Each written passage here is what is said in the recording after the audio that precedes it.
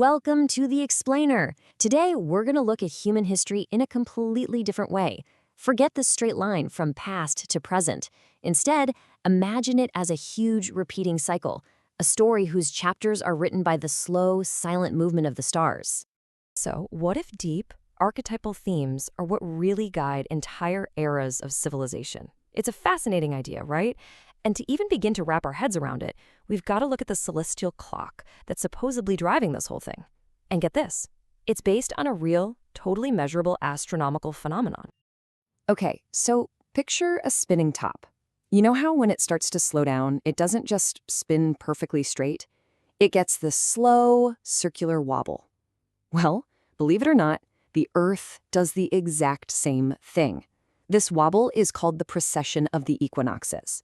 And what it means is that over thousands and thousands of years, the backdrop of stars you see behind the sun on the first day of spring, it actually shifts, moving backward through the zodiac constellations. So, one full wobble of the Earth takes, get this, nearly 26,000 years. We call this a great year. And this massive cycle gets broken down into 12 astrological ages, with each one lasting roughly 2,160 years. And here's the kicker. Because of that backwards shift we just talked about, the ages actually move in reverse order through the zodiac. So we go from Pisces to Aquarius, not the other way around. From Aries, back to Pisces, and so on as we go further and further back in time. All right, let's jump in our time machine. We're starting way back with the ages of Cancer and Gemini. This is when we built our first homes and then found the words to talk to each other between them. So first up is the age of Cancer. The big theme here, protection. Think of a shell. We see this play out literally with things like the massive stone walls of Jericho, one of the first great human structures, built for one reason, to keep people safe. Or look at Çatalhöyük in modern-day Turkey, where houses were all jammed together with no streets, and you got in through the roof. It was basically one giant protective shell for the whole community. And who was at the center of this world? Matrifocal figures, societies organized around the mother, symbolized by all those mother goddess statues they found. It was all about the safety and security of home. And this connection between a shell and memory gets, well, kind of spooky and incredibly powerful with a legend from Japan. There's this type of crab, the haikigani, often called the samurai crab. Why? Because local folklore says the patterns on their shells are the faces of samurai warriors who were defeated and drowned in a huge naval battle centuries ago. I mean, think about that. A collective traumatic memory literally etched onto a shell.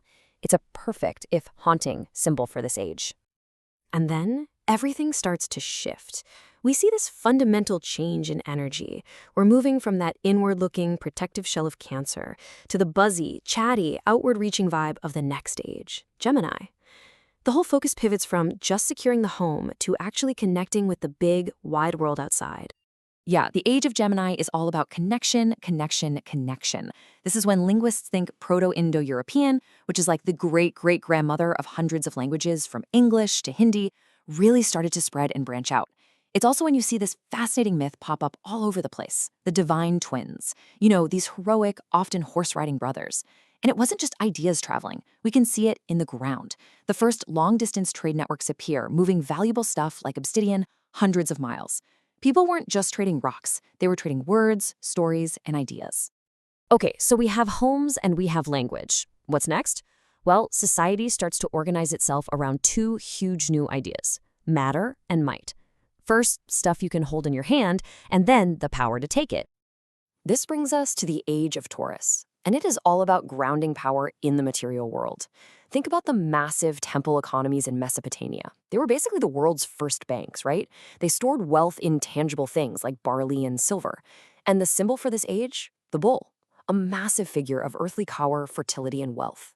You see it worshipped as the Apis bull in Egypt, and you see it in those insane bull-leaping frescoes from Crete. And the whole era kind of culminates in this game-changing invention, the first state-minted coins created in Lydia. Suddenly, immense value could be condensed into a tiny, portable piece of metal. You're probably seeing a pattern here. Just like Cancer's shell gave way to Gemini's network, the stable, static power of Taurus, that stored wealth, the bull in its labyrinth, is about to give way to something much more explosive. We're moving into the dynamic, head-first energy of Aries. The focus isn't on having stuff anymore. It's on doing stuff with it, usually through force. The symbol literally shifts from the bull stuck in a maze to the ram smashing through the wall. Welcome to the Age of Aries, the age of the warrior's charge. This is when military tech just explodes. Lightweight chariots and iron weapons completely change the game, fueling massive empires built on pure conquest.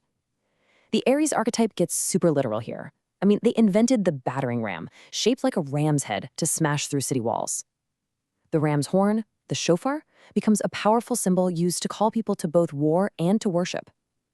And this is also where we see a new kind of ideology take hold, forging these sharp, powerful identities. Think one God, one people.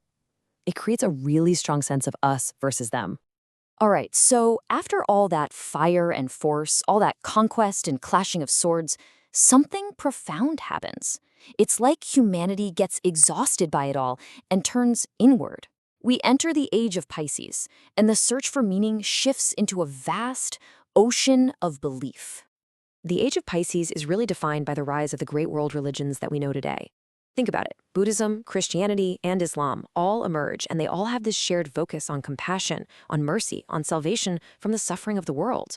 The key symbol of the age? The fish, the ichthys, which was the secret sign for the early Christians.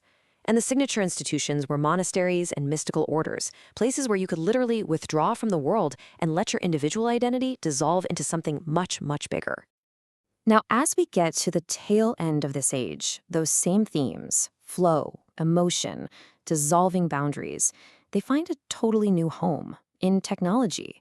Social media becomes this kind of digital ocean, or maybe a better word for it is a global aquarium. Data flows like water, emotions spread like waves, and we're all swimming around in this transparent tank where everyone is watching everyone else all the time. And that digital aquarium, well, it leads us right up to our present moment. We're on the doorstep of what many believe is the dawning of the age of Aquarius, an era that looks to be defined by networks, technology, and humanity as a whole.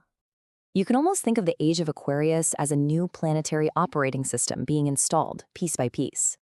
Step 1 was electricity in the 19th century. That gave the planet its physical nervous system.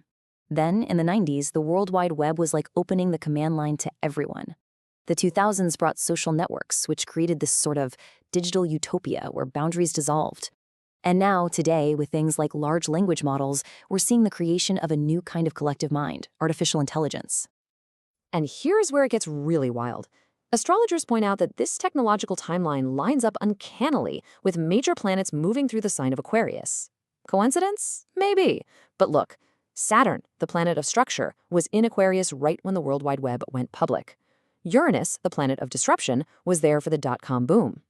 Neptune, which rules over virtual reality and illusion, was in Aquarius during the rise of social media. And right now, as of 2023, Pluto, the planet of deep, total transformation, has just entered Aquarius at the exact same time the AI revolution is kicking into high gear. So here's the big takeaway. The aquarium archetype seems to be taking all the themes of the previous ages and creating a new, abstract digital version of them. The home from the age of Cancer, that's our data in the cloud. The language connections of Gemini, that's instant AI translation. The solid gold of Taurus, it's becoming cryptocurrency. And the armies of Aries, well, that's cyber warfare. It's like everything that came before is being rewritten in code on a global network. And that leaves us with the ultimate question for our time, doesn't it? Will this new age of Aquarius, this new planetary operating system, build a truly liberated global society? Or are we accidentally building ourselves a network prison, where each of us is reduced to just a data point in a vast system of invisible control? The great cycle turns, but where this age takes us, well, that's the part we're writing right now.